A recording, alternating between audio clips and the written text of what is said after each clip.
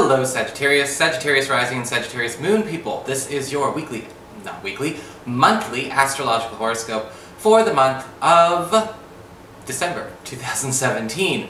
And just a quick reminder for all of y'all out there, remember that these horoscopes are meant to cover the sweeping aspects of the month, the background energies that last for pretty much at least a week in duration, if not more. I will not be putting anything in these monthlies that is sort of here today, gone tomorrow. That's for the weekly horoscopes. So if you are looking for shorter term aspects, please check those out. The first half is always exclusively astrology, so there's something for everybody. And of course, if you ever want to get a session with me, you can always go to my website, integrativemysticism.com. So, what is going on this month anyway? From the 1st to the 25th, we have Venus, planet of love, harmony, and attraction, in your sign, which gives you the wildcard blessings of Venus, the ability to actually attract and magnetize yourself to whatever you desire. With Venus in our sign, we do tend to become the belle of the ball, so to speak. We're a first pick for everything. Our popularity is increased, and we find ourselves in more and more demand. You are going to be noticing as well that if you are trying to get somebody's attention, whether it is in a platonic sense, a romantic sense, a business sense, Venus is going to be allowing you to grab and hold it. With Venus in your sign as well, it's important to understand that this is a time where a lot of you are going to be having people show up to assist and help you and volunteer to work with you, even take things off your hands.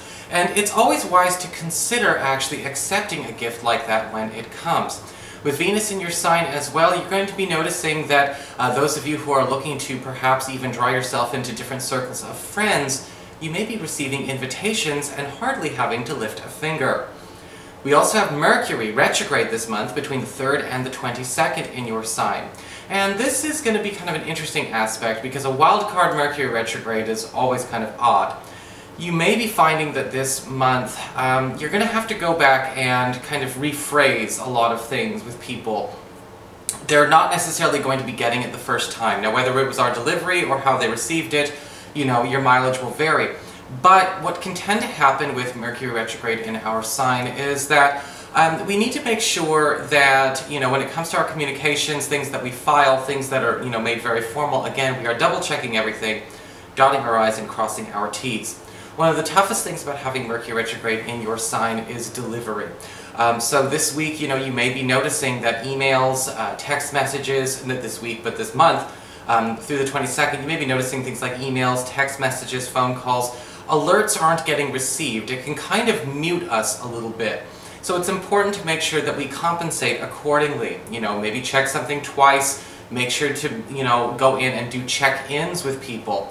I've noticed even when Mercury Retrograde is in, say, my own sign, you know, if it's in my first house, I tend to find that things always tend to go missing when it comes to things being, again, delivered and in transit. So if you're shipping any mail, you're expecting any mail, you need to be on top of that this month especially. On the good though, because there's always a good, Mercury Retrograde is a perfect time for a lot of you who are trying to perhaps change or amend or not necessarily break, but let's say change or amend rules that you have been living by, or you know, standards, or I guess you could say expectations you've been trying to live up to, whether they're other people's, in an organization, in a household, what have you. If we've been needing to do some kind of review or reset, Mercury Retrograde does make people more inclined to negotiate and renegotiate and revisit. So if you have been in a situation where perhaps the standard, or perhaps the everyday, or the commonplace, you know, rule or expectation, or again, agreement has been dissatisfying with you, well, Mercury Retrograde is giving you an opportunity to, again, turn that on its head. There's always constructive things that we can do with our free will. On the 3rd of the month, we have a full moon in Gemini, opening up a 2-week window between the 3rd and the 17th. Remember, lunations last 2 weeks in their energy. Now, this is in your 7th house of partnerships, your closest one-on-one relationships. This is your boyfriend, girlfriend, BFF, business partner, husband, wife. And a full moon always brings culminations and endings, but doesn't necessarily have to mean an ending, like losing a best friend or having a breakup or something like that. But when we have a full moon in the 7th, we tend to need to pay attention to, again, this is a point where we have to either evolve or reassess the terms of this connection or this relationship. I'm not going to lie, some of you who are in business partnerships or, close best friendships or roommate situations, etc., may decide that this isn't working out. You may come to an agreement that we can't agree to disagree or to make changes, and may actually end up replacing somebody in that capacity. Some of you who are in romantic relationships or in dating relationships may culminate an era in this relationship and take things to the next level, because we tend to see promotions and upgrades come from full moons as well, but this can also come from an intense conversation or perhaps an intense period.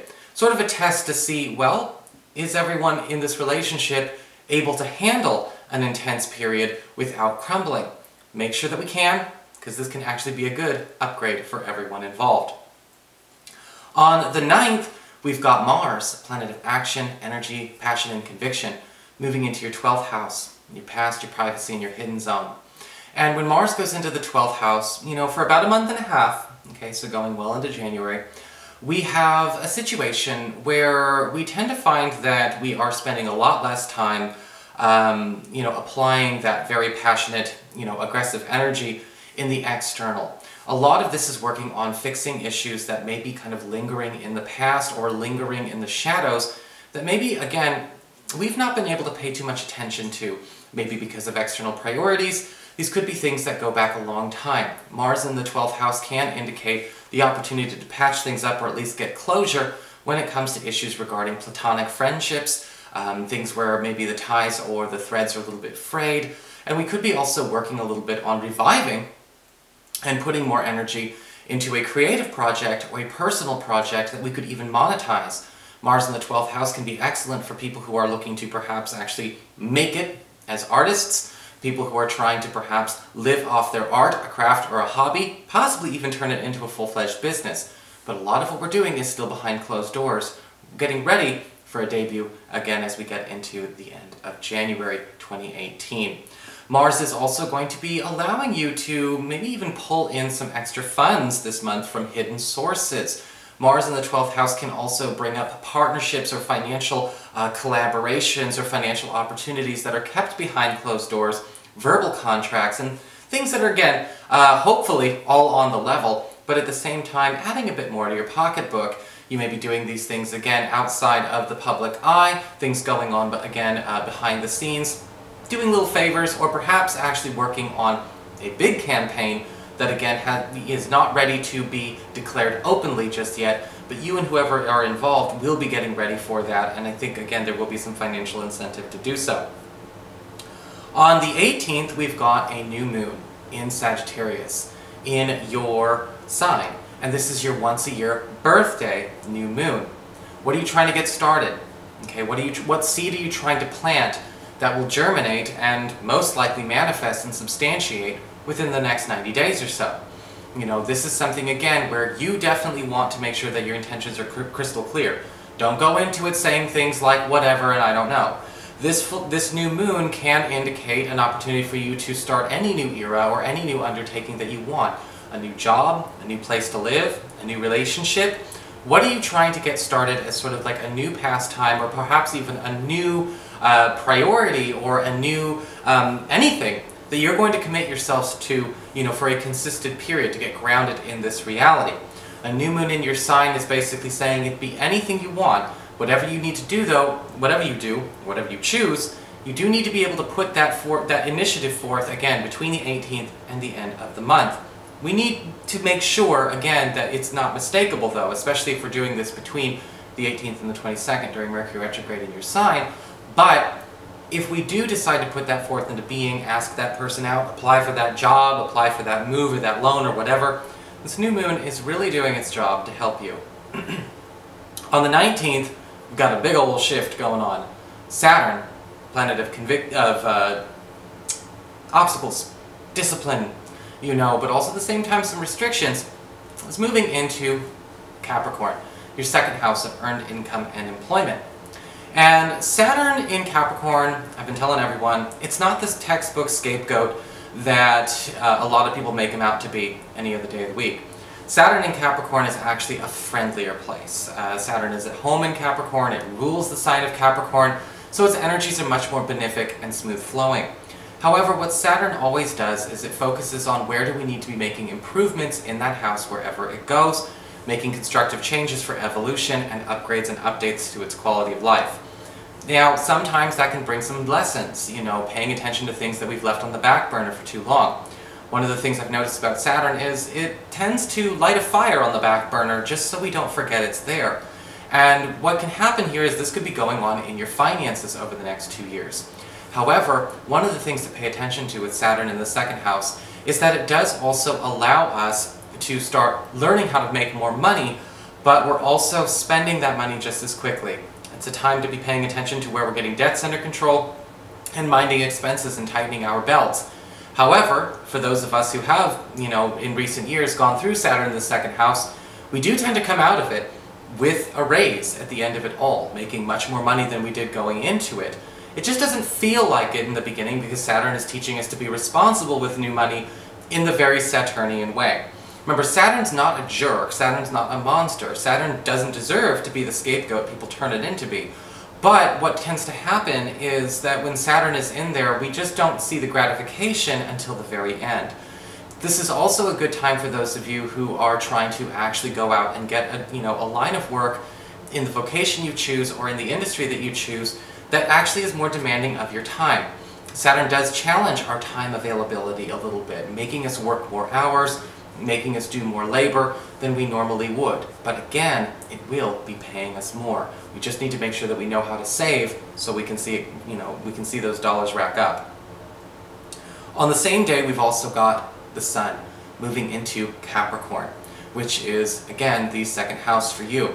So in the beginning, we've got some levity with this shift. The Sun is not going to let Saturn just kind of go in and be too harsh right from the get-go. And from the 19th of this month going into the 3rd week of January, the Sun is helping you get more out of the work that you already do. The Sun brings fertility, which means an increase in the yield of your pay. Some of you may even be attracting a better new job, or let's just say a more demanding or more challenging job, but also at the same time something that is going to be promising more of a reward to you. This job could come through the same employer or from somebody brand new. Finally, last aspect of this month I'm going to mention, we've got Venus on the 25th moving into Capricorn, which again is adding much needed lightness to the Saturn shift. Venus in Capricorn does indicate favors coming to you and people showing you favor at the office and allowing you again to even make easy money. You may be finding that you are making more doing the same old thing. Some of you who work for yourselves may be raising your prices, or you may find that the market value of the work that you're doing has shifted and you're getting a raise, or you're actually getting more compensation between the 25th and the end of January than you were actually told you could. Sometimes these things happen by accident. Sometimes Venus does it in a way where you're not being told ahead of time. We're not having the check-ins all the time. It just sort of happens automatically. So be prepared for some extra favors to be thrown your way. So that is your horoscope. I hope you enjoyed it. If you did, please like, share, and subscribe. You know I appreciate it. And of course, if you ever want to get a session, you can always follow the links below or go to integrativemysticism.com.